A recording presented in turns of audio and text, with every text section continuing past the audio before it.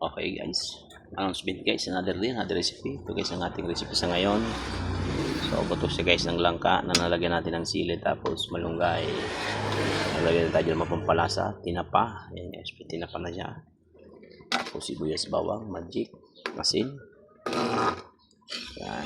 So hindi ko pala guys kinain yung kanyang kunab. Kinuha ko lang guys yung buto.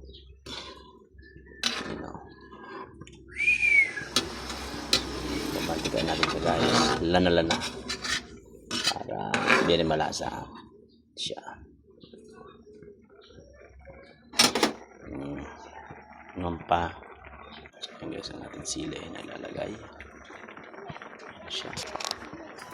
Dahil bumuburok-burok na.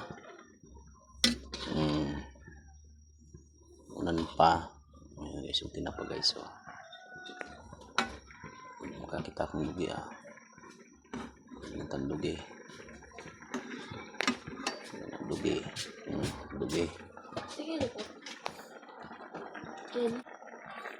Yan ang ating sili.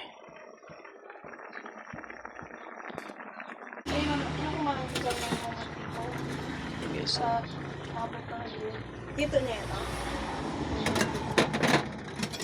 lagay natin yung sili. Tapos bintana nyo nga ni rugok na.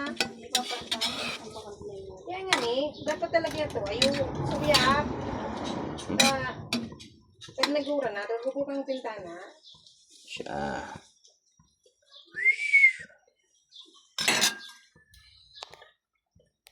So nilagay natin yung sili.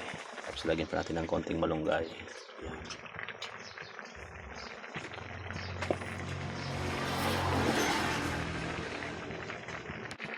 Guys, nilagay natin yung malunggay.